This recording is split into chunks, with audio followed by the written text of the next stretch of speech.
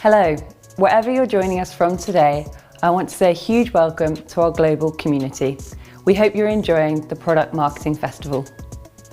I also want to send out an extra special thank you to all our sponsors, partners, speakers and participants who together have made this event possible.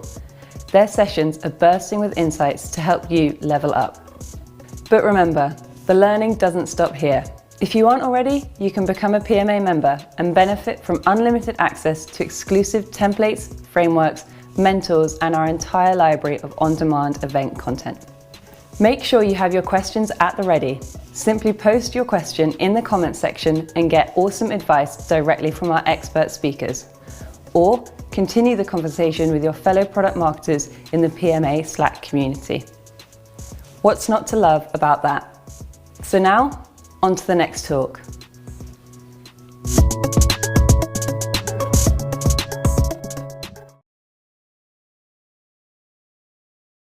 Hi everyone, thanks for tuning in today. I'm sure you've all been enjoying some of the great presentations, roundtables and panel discussions that have been taking place so far at the Product Marketing Festival.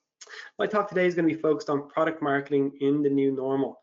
Hopefully this information is going to be beneficial to the audience who are currently or will shortly find themselves either leading or working within a hybrid team that's splitting their time between the office and remotely.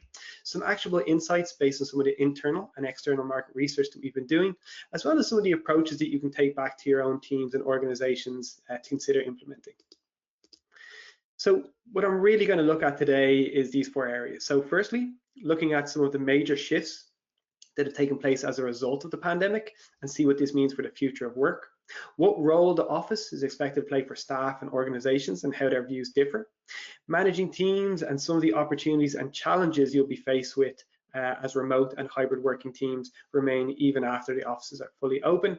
And then finally, some of the approaches that best-in-class teams and analyst houses are recommending on the best way to set up for success in the new normal. Before we jump right into all of that, I just want to do a quick introduction of myself. My name is Michael McCann, and as some of you might guess based on my accent, I'm based in Dublin, Ireland. I've been working in marketing and advertising roles ever since I graduated approximately 12 years ago. A large part of my early career was spent working in the advertising industry, mainly in telecommunications, postal, banking, and retail industries, before really focusing on product marketing in the last 4 years. The last 10 months have been interesting for me, becoming a homeowner for the first time, becoming a dad for the first time, and also changing jobs to work for GoTo by LogMeIn, where I've really enjoyed working remotely and spending time with my new family. LogMeIn itself is a company whose entire product portfolio is built to empower working from anywhere. I specifically focus on our GoTo product range, which some of you might be familiar with, GoToMeeting, GoToWebinar, GoToConnect. Which includes video and audio conferencing, online events, webinars, cloud calling, conference room software, etc., which I'm sure a lot of you are much more familiar with now than you were pre-pandemic. So yeah, the first section is really just looking at COVID-19's impact on the workforce. And I really first wanted to look at where we were, where we are now, and where things are going, right? It's a real hot topic at the moment, as a lot of the workforce around the globe are preparing for some form of return to the office. We can see that pre-COVID, just over 1 in 10 primarily worked away from the office, whereas COVID really turned this on its head with almost the exact reverse, now working from home on a full-time basis. The last 15 plus months have really altered things. I don't want to say forever, but definitely for the foreseeable future. We can see that post-COVID, we actually expect to see 38% initially and primarily working away from the offices. Yes, offices are going to open. Yes, organizations will go back to the office as their primary place to work, but increasingly we are seeing the introduction of remote working teams and the introduction of hybrid working, which is essentially splitting your time between the office and between remotely. We can see that the chart on the right, there's a real preference for hybrid working policy for both employers and employees. However, we can also see a large disparity where employers are very keen to have people back in the office and employees vote higher to actually work remotely full time. So we're looking at where people are working, but I guess how they will work and what the makeup of this is still undecided for a lot of companies. So we can see that close to 55% of companies have actually a plan decided already, whereas a large portion are actually still undecided. In this particular study from Metrigy, nearly 40% are still undecided as to what they're going to do or what their working policy will be. We can see similar figures right across the board in multiple studies in industries. Of course, there's going to be variations, but just plus 50% with a plan in place is often what's cited. So what we want to do is examine further how some of the more prominent companies are actually approaching their working policy. And we can see, if we look at Twitter, we can see that it doesn't really want its staff to come back to the office at all, at least not full time. They're letting employees work partially or fully remotely, and they really want to make sure that everyone adheres to the new policies and they create equality. Offices will remain open for those that actually do want to go in.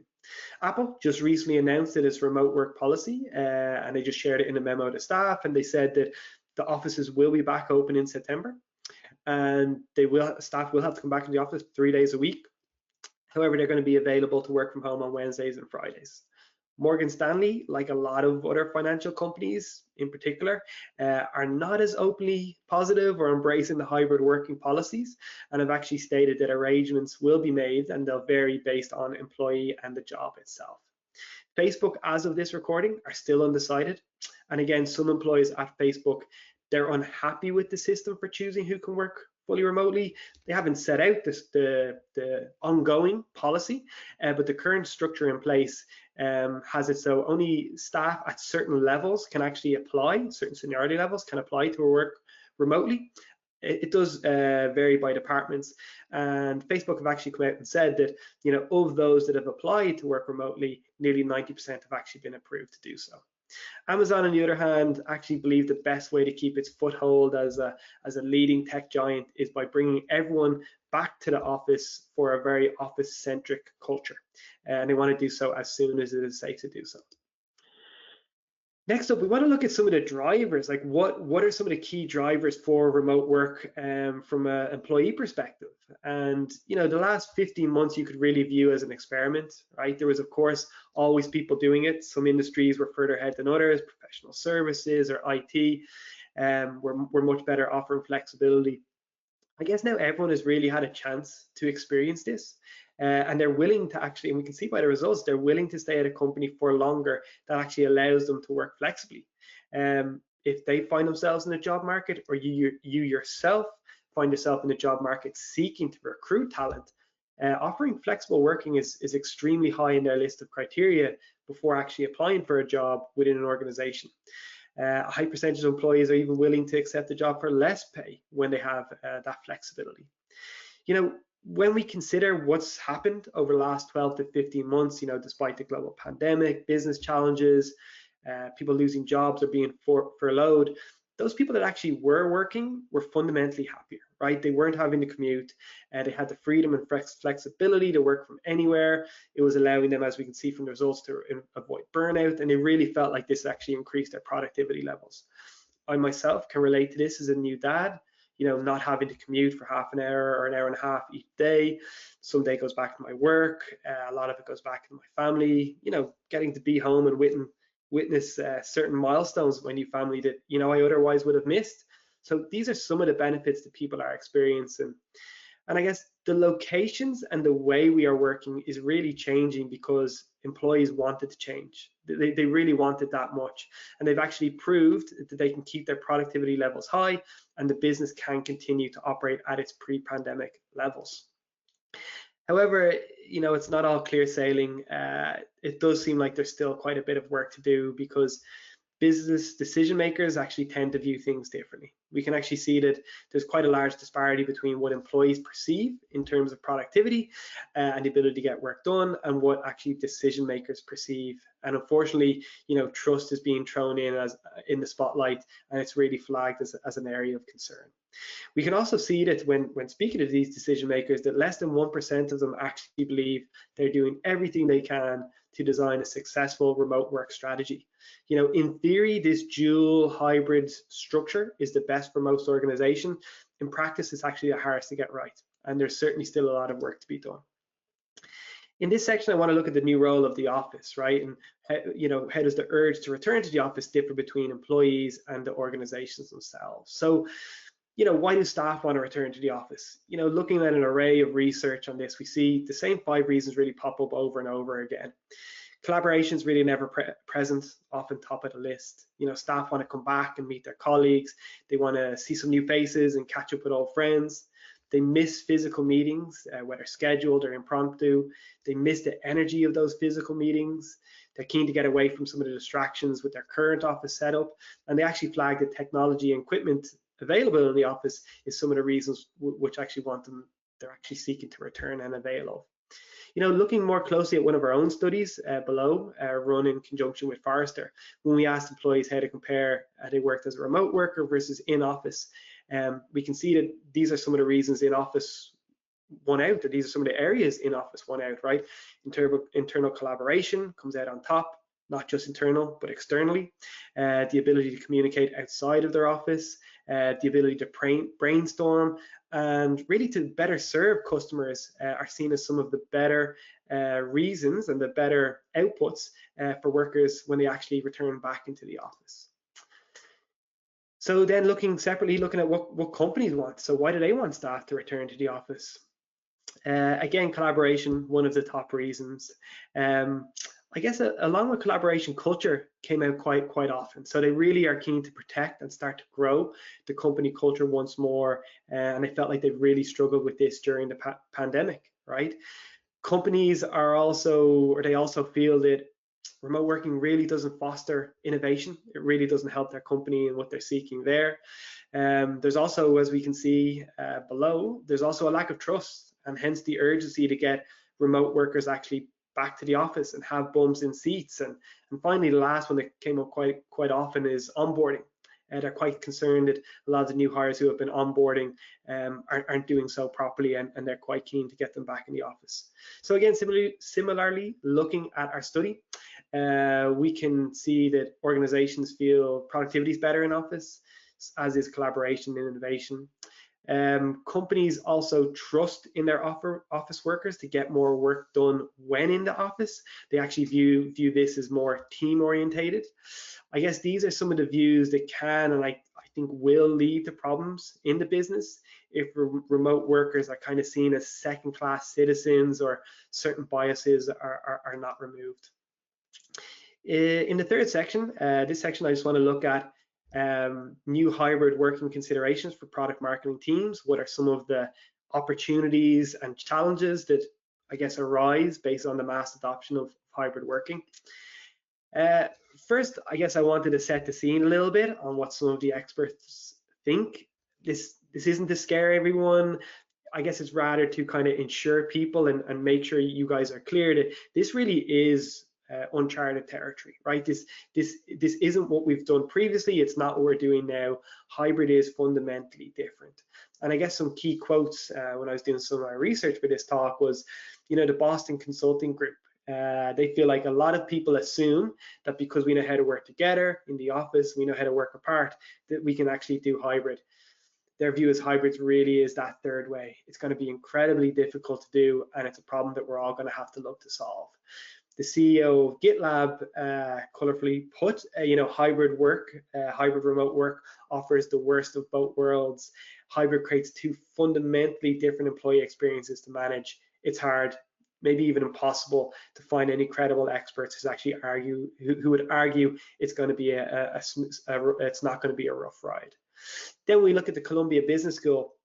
They say that in as much as companies are moving to establish guidelines, and we can see that from some of the research, there's actually not a lot of evidence as to what the right approach is. Their view is it's going to be chaotic over the next 6 months, and it wouldn't surprise me that some of the policies that are actually put in place, there's wholesale reversals of those policies. I guess looking at some of the opportunities, right, some of the ones I wanted to pull out were business decision-making inclusion. And I guess what I mean by that is, we at LogMeIn and GoTo, we survey and speak to a lot of IT buyers and budget holders, and there's a real big surge in budget being put aside to improve staff productivity, analytics, communications, and collaborations. We think that now is really the time for product marketing, or the product marketing org in general, to really have input in what tools and systems are put in place. We know that the non-IT buyer is much more influential post-pandemic in terms of choosing what services and tools are rolled out. And I guess if you're not sitting on the buying committee, or marketing isn't, then I would really recommend you guys listening to kind of raise your hand to do so. I guess communications planning is another big one.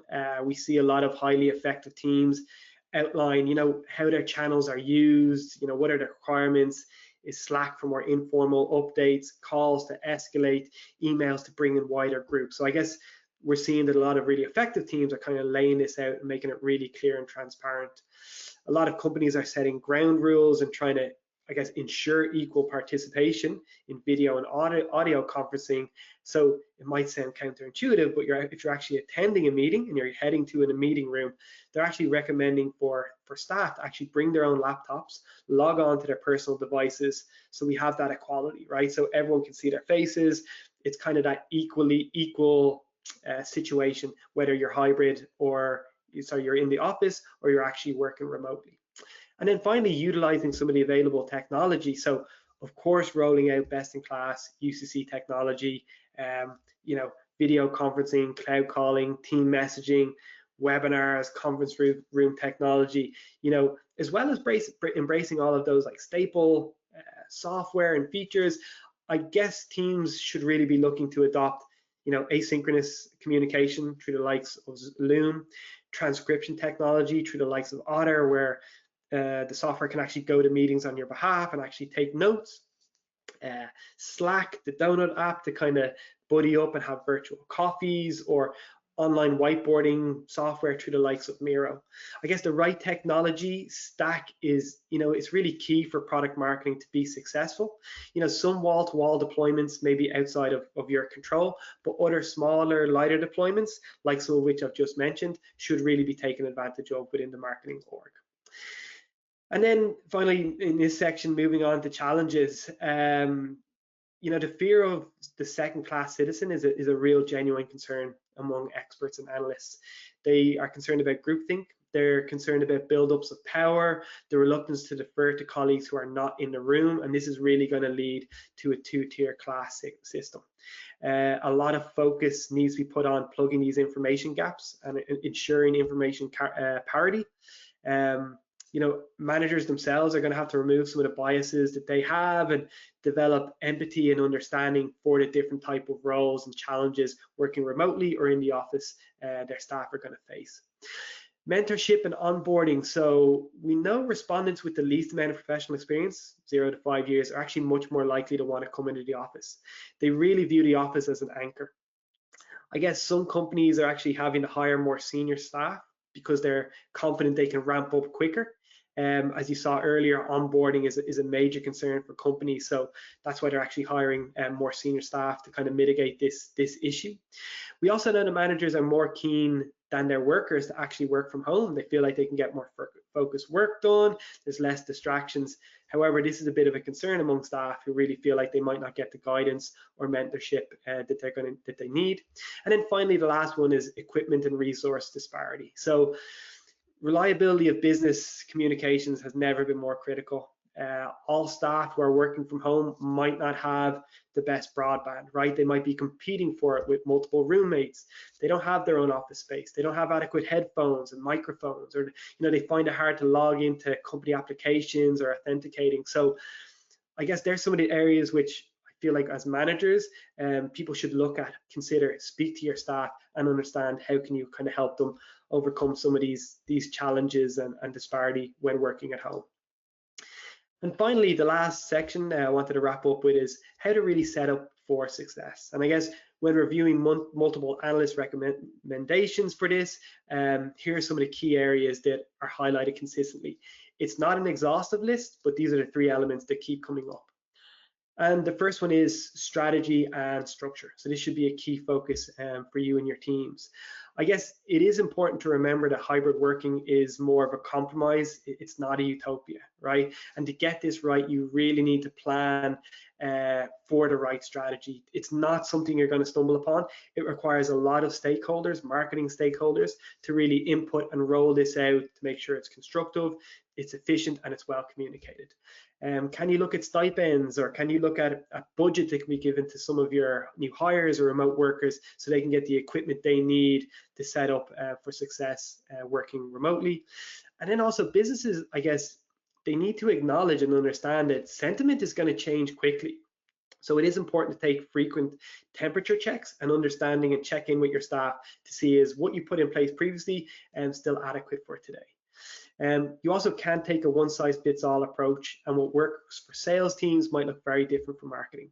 I guess how successful teams are kind of operating in this space at the moment is they're really picking up what works and tossing away what doesn't. And I guess they are taking comfort in the fact that there's no clear evidence on what the right approach is. However, some of the areas I'm talking to you about is some of the areas they're actually focusing in. And I guess one thing that has helped in our organization as well as others is those clearly defined personas, right? So once the office does open up once more, are you full-time office, full-time remote, mostly office, etc.? And can you allow your staff to actually select their own preferences? We need to make sure that the personas are actually visible to all, they're clear, and ensuring that marketing teams really, they're not relying on company-wide HR decisions, but they're actually choosing and implementing what works for their own product marketing team. And I guess we can see here at the stat below that employees who know the remote policy criteria are 2 times more likely to experience remote work satisfaction. Then just moving on to technology, another key focus area. Again, you really want to try and have that equal footing for in-office or remote. Your team's tech stack needs to have that high-quality video conferencing, streamlined messaging, digital whiteboarding capabilities. Your technology also needs to be reliable. It's very difficult for IT to troubleshoot and support with the remote workforce. So looking at things like uptime, monitoring, visibility are all real key important areas to consider. As we've discussed before, the office is really seen as a place where people really want to come in and collaborate and get work done, and this is a big focus.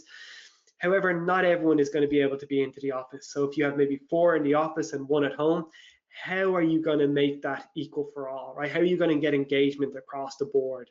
I guess we really need to consider and be aware of the disadvantages of working from home and using tech to preserve some of the benefits. The democratization of data, I guess, is improving. A lot of marketing teams are seeking to gain access to this information, which is maybe previously sat in silos. I guess with more digital transformation because of the pandemic, some of this information is more widely available, and it actually allows you and your teams to make the decisions based on that information. So you should seek to gain access to it. And I guess if there was any doubt, 93% of employees say their productivity depends on a remote tech that they have available to them and what's provided to them. And then again, hybrid teams developing as the office opens up. This is going to be critical for their productivity, but also collaboration and happiness, and ensuring your remote workers are set up for success.